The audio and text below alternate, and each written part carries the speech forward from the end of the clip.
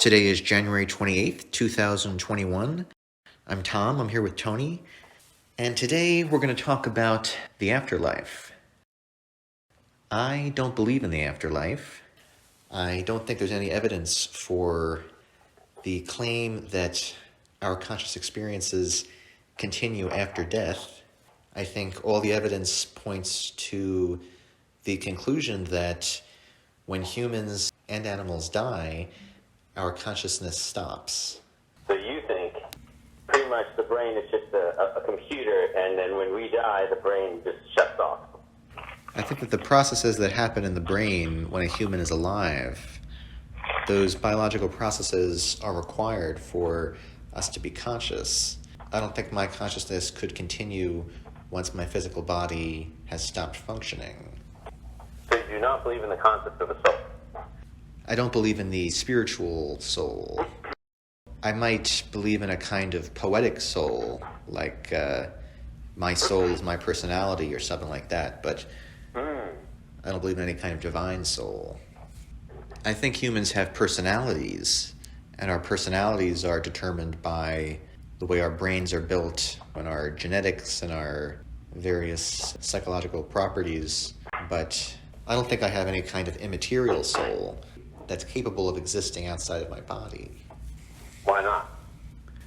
I don't believe there are any gods. I don't believe there's a supernatural realm. What is supernatural? It's not just a realm outside of modern science. I don't know what you would mean by that specifically.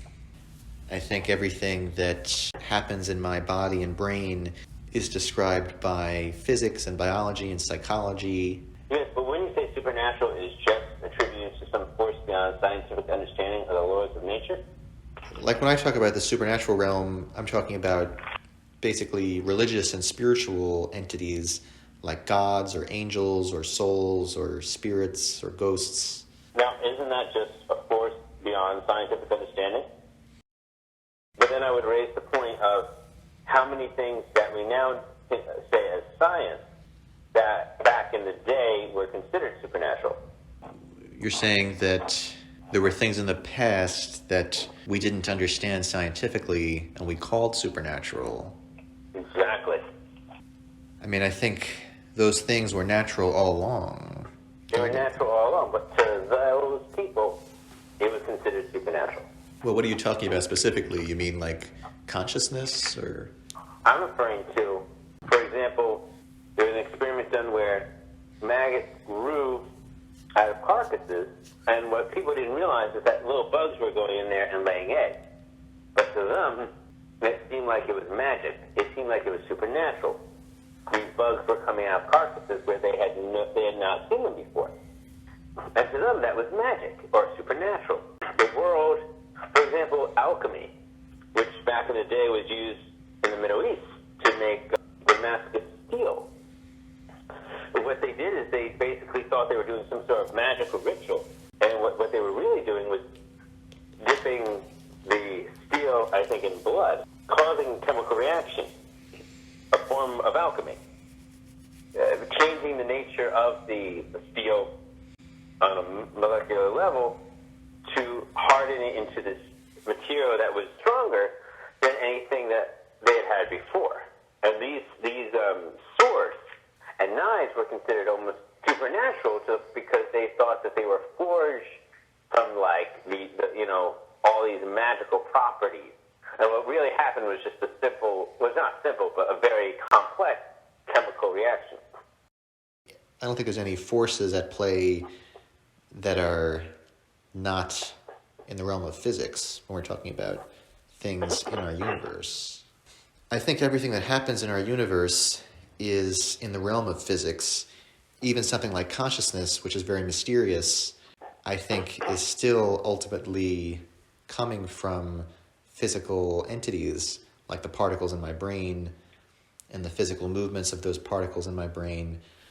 So I don't think there's any other realm like a godly or divine realm that interacts with our universe. I think our universe is an independent system of events with no exterior interventions.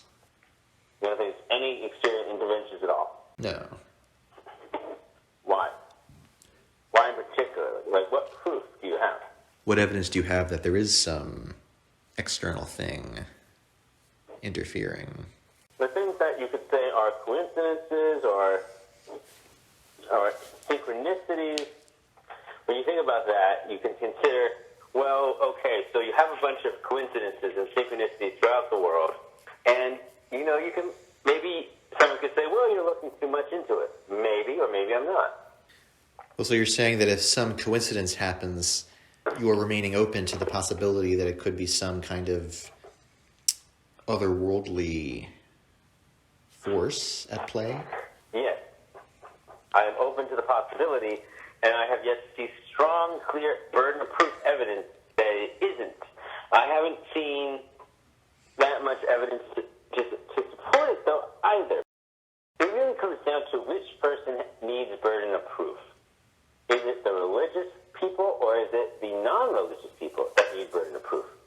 Well, I think anyone making a claim has a burden of providing evidence to back up what they're saying is true. So I think even someone who's saying that there's no God, or someone who's saying that there's no afterlife, has a burden to provide evidence that should convince the other person to adopt the speaker's position. I think all the evidence we have when it comes to consciousness shows that a person's consciousness doesn't continue after their death. I'm open to someday seeing evidence that would indicate otherwise. You know, like I'm open to someday seeing evidence that someone's consciousness continued after they were dead. But until I see that, I think it's much more likely that consciousness is just a phenomenon that happens in a person's brain when they're still alive. But more broadly speaking, I don't see any evidence that there's any kind of God or heaven or hell or souls. Just because there's no evidence to show it, it's really hard to disprove it too, considering we don't have a thing to measure the soul, if it did exist. Because if we did, then we would be able to tell where it went, if it died with us or if it didn't. We can't measure that yet. And so there's no strong evidence, therefore, to disprove the theory besides just saying, well, we can't prove it because it doesn't exist. Well, I think the absence of evidence for something can be very persuasive evidence that the thing doesn't exist.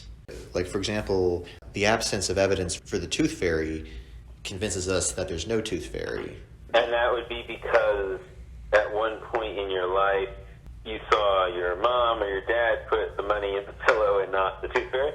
Even if I never observed a parent putting money under their child's pillow, just the absence of evidence for the tooth fairy would lead me to believe that the tooth fairy is a myth rather than a real thing. I suppose it depends on the kind of thing we're talking about. The fact that we don't have any evidence that there is extraterrestrial life doesn't convince me that there's no extraterrestrial life, but that's sort of a special kind of situation. Isn't that just because of the fact that there's evidence to prove that there should be terrestrial life? Yeah, we have a lot of reasons to think that there totally could be extraterrestrial life somewhere else in the universe. When it comes to the Tooth Fairy or Harry Potter or Zeus, there are things that we have reason to believe were made up by humans. Something like extraterrestrial life, that's not something that humans made up. That's a real scientific possibility because we see life exists here on Earth. So it would make sense that somewhere else in the universe, life developed.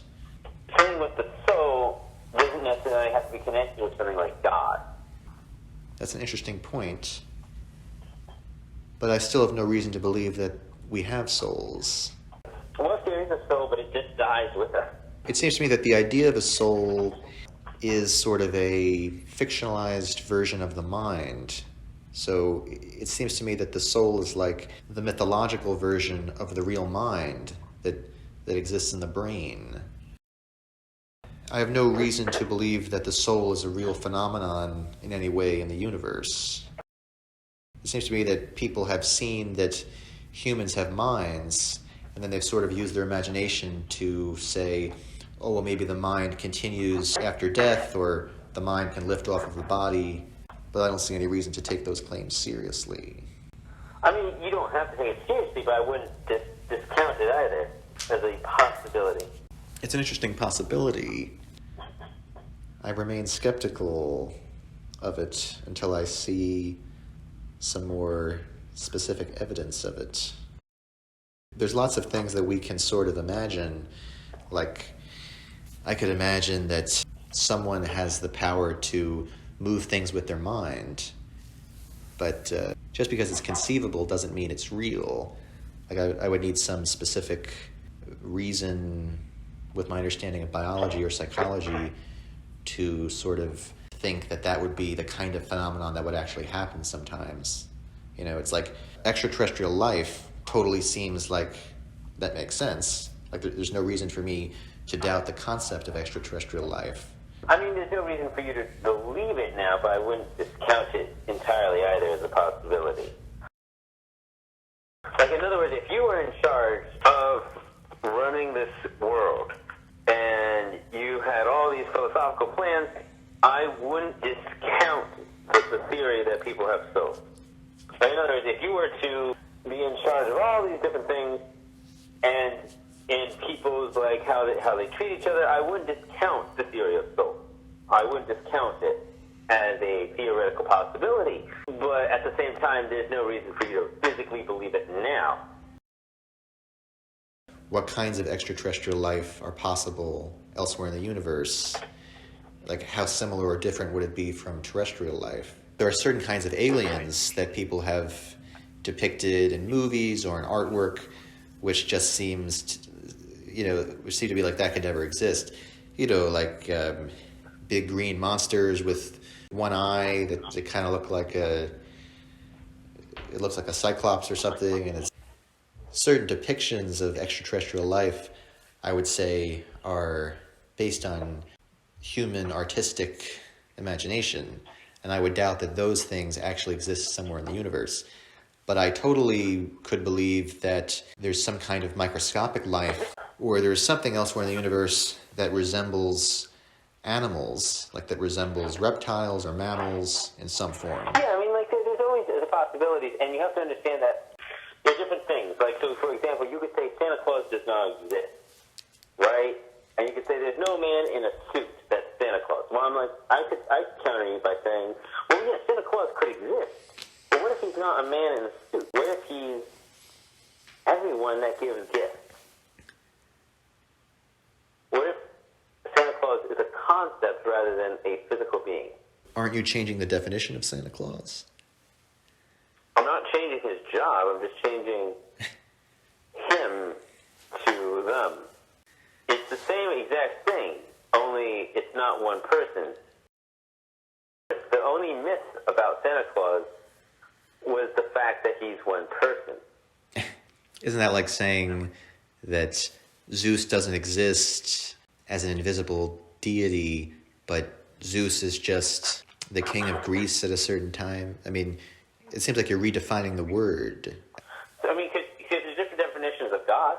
Like, people can say, oh, God is the Father of Jesus Christ. God is Hashem. God is Allah. But then there are other people that are like, wait a minute. What about, now hear me out, what about the concept of God as a universal law? As basically the whole universe is God.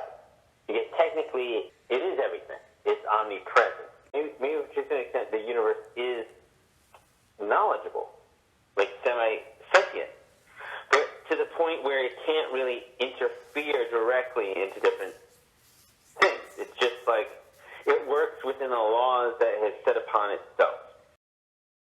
That's a different definition of God, one that's probably more likely to actually occur. I think you're stretching the definition of the word God. I think of a God as a conscious supernatural being that is omnipotent and omniscient. Well, that's just one definition of God. There are many different definitions of God. Like I think there are certain versions of polytheism, and some of the gods were not omniscient. But when you start saying that a god could be something abstract, or the whole universe as a cohesive system, I think you're exiting the realm of what could reasonably be described as a god. I mean, could you say that love is God? Or that compassion is God? No. No, because, I mean, there's certain qualities of God that you need to adhere to, like to the fact where it is omnipresent, or God needs to have some sort of relative meaning as a sentient